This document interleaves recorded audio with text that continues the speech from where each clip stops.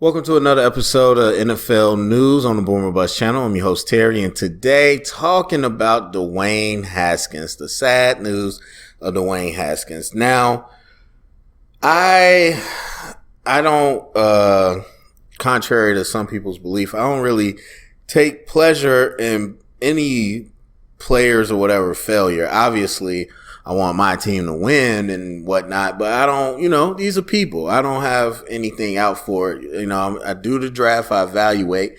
And for some reason, people think if you don't have a good grade on somebody or you think somebody's better than another, oh, you hating. They hating. That's all the people want to say. It's not true. It's just what I see. So, with Haskins not panning out, I don't feel good about it, but I do want to point out the truth of the matter. Cause at that time, when Daniel Jones went, now, obviously I think Daniel Jones has a long way to go. There's context to his situation, but he still has not a long way, but he's got some ways to go with the stuff, he can control as well. But I've been a fan of Daniel Jones coming out. Now, it was clear Kyler Murray was the better quarterback. And then even though he's got some things to clean up as well, he had the most talent. After that, people talk about Haskins. Some people talk about Daniel Jones. I was like, look, Haskins does not look good to me. He does not look good. I'm not saying he's bad, but I'm saying there's much more of a ceiling than there is a floor. And people are, oh, he's so accurate. And I was just like, bro, you have to watch the games. You have to evaluate the tape. And so I didn't have him ranked higher than Daniel Jones. I really like Daniel Jones. Some limitations, but I really liked him. So then Daniel Jones ended up going. And I was like, bro, hey, okay, some people saw some talent. And the backlash to me is crazy. I just, that's what stands out for me that draft night. The accusations they had against the Giants and the GM and all this stuff, and the owner needs to get fired, GM needs to get fired, they're ruining this team because they got rid of OBJ. Now, obviously OBJ is a talent, but in Cleveland, I would go as far as to say that without him on the field, there's better cohesion. And I said that right when he was injured. I said that to my friend, text him. I was like, I think Baker's probably going to be better now that he doesn't have the pressure to force it to him. Now, a lot of their success also comes on pass or running the ball more. But when Baker's had the pass, I feel like he's been different and he's had more confidence. And so, but not say OBJ's bad, but trading OBJ wasn't crazy, especially the way he felt about the team. And so they get Daniel Jones and everybody's, oh man, y'all, all this stuff they said, there's accusations of racism. There's accusations of trying to tank again and everything. And it was just like, I remember Stephen A, so many people just like, how could you not take Haskins? I'm like, look, Haskins went 15. Y'all act like he went the pick after. He still went past other teams. There was a bunch of teams that didn't want Haskins. Nobody traded up in front of the Giants either to get Haskins. So it wasn't like Haskins was this no-brainer. And that's the thing that killed me. And so I don't want Haskins to be bad, but I'm like, okay, we'll see how this goes. And Haskins proved not only on the field what I seen at Ohio State, but he's proved off the field what some people worried about, some people speculated about. Now, me, obviously, when I do draft stuff, I always say the part that we don't get to see, especially me, is I can't see what's in between the ears. None of us can see it, but the NFL scouts and all that, they get more of a, I run into coaches and stuff at clinics and whatnot, and I can talk to them about players. But honestly, a lot of college coaches, especially offense, they aren't really realistic. A few times I've been at clinics because it's usually around draft time, and I talk to college coaches, and their players did not work out in the NFL. I can say that now, and they're just, oh no, he's great. This is it. So they always pump up their players. But anyway, the scouts could talk to the coaches. They could talk to other coaches. They could talk to high school coaches, teammates. They can really get an idea. Then obviously they interview the player. They can sit in a room and they can really get more of an idea. I can't do that. So that's the one part of evaluation I'm never going to have, especially when it comes to quarterbacks, is like what's in their head and what's in their heart. And so there's a lot of reports about his immaturity and lack of love for the game. And so that wasn't even a big factor for me, honestly, because it wasn't like something concrete. Like Johnny Manziel, we saw what he's done. Baker Mayfield, he had an incident. Players have incidents. Haskins was more about just like what people felt around him. And so I didn't even factor that in. So like I said, on the field, he proved out what I felt. Off the field, though, it seems it's been worse than what we might have suspected. But typically, that's what happens. Honestly, that's what happens. Not all the time, but that's what happens, especially with big school players, where they're more hyped in their potential than they actually are in what they do on the field because they're athletic or whatever. And when they're hyped up and they don't actually produce on the field, especially over years, I wouldn't say produce, where they don't show the traits for the next level on the field, that usually tells me something. That tells me they might be beaten up on college teams.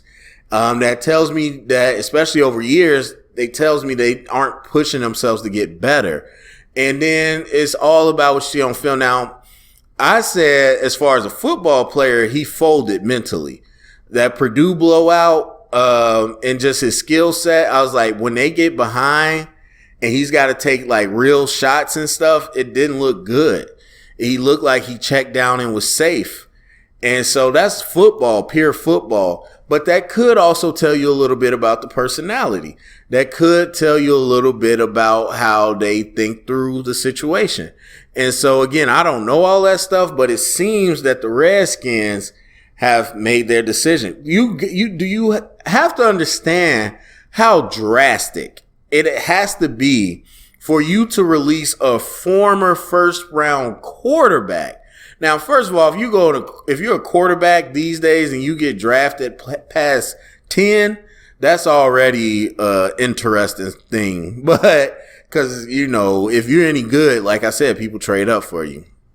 But besides all that, to be a first-round quarterback and to be released 2 years into your career, and you didn't even start those 2 years. Now, if you went out and you was the starter for 2 straight seasons and was just not good, like Trubisky-ish type situation where you got all the starts and you just was not great, I could maybe understand. But for you not to even get to the point of starting those games and still get released, something bad has happened. Now, obviously, I'm not breaking news with him losing the captainship, not breaking news with him being low on the depth chart, not breaking news with him having the strip club or strip party, whatever he did, in the middle of a pandemic and all that. Apparently, they were saying he charged people to get into his draft. Now, look, all of this is not just exclusive to Dwayne Haskins.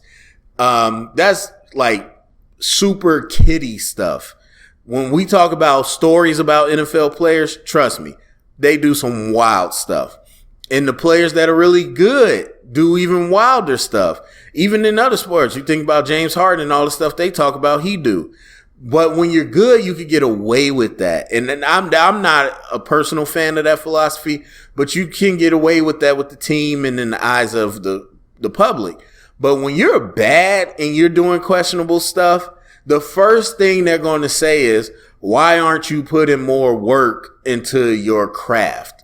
Maybe if you spent more time doing that, you would be better. That goes triple for a quarterback.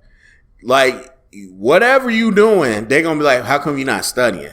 How come you're not in the playbook? Like, you're not starting. You're a first round pick. You're not starting. And I like quarterbacks to sit, but this is a different situation. This ain't you sitting. This is you just not being good. And so the question is going to be, why aren't you doing more to be the starter? Why aren't you doing more to be a good quarterback? And so that's the limelight that comes with the position. But that's part of it. You got to have that. you gotta have the ability to lead, and it's not like everybody's like face of the franchise on the cover, on the billboards and all that. I don't even care about the marketability. Like, honestly, that don't matter as much. If you are good, if your team likes you, you're winning and you're the leader, it don't matter if you are a Bill Belichick type quarterback where you don't say anything and you aren't good personality. That crap don't matter if you win it. That's the part that matters, is that when you do stuff like this, it's hard for your teammates to get behind you. And if you can't lead, then there's no way that it's going to work out. And so this is shocking to me still. I mean, obviously with all the stuff happening over the few days, it's not super surprising, but it's still a little bit shocking that they pulled the trigger. And so one thing this just tells me, this ain't about talent. This is about your personality. And again, when it comes to the draft, that's the part we don't know. Like, people will sit here all day talk about how no-brainer this is and how this person does this and that. And funny enough, this reminds me of Draft Day, the movie, and which people make fun of. I watch that every year before the draft. But it's literally what the storyline was talking about. Like, it was no-brainer. Look at the stats, look at the film. But there was something off about the person. And so if the person's off, it could lead to, more headaches. And they felt it wasn't worth the headache. And so some people talking about, is he going to get a chance, XFL, blah, blah. To me, if nobody picks up Haskins, then there's something we don't know about.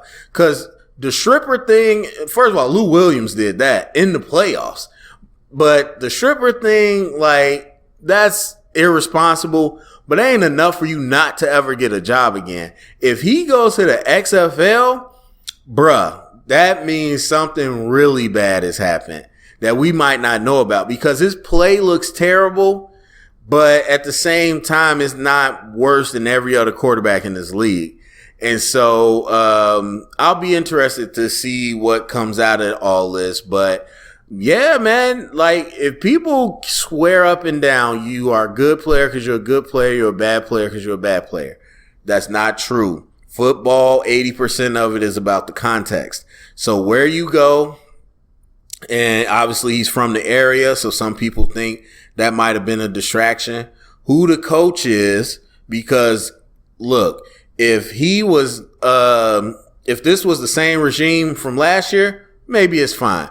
But where you go, or if Ron Rivera went to a different team instead of the Washington team, this would go different. But who you're around, the coaches didn't play that.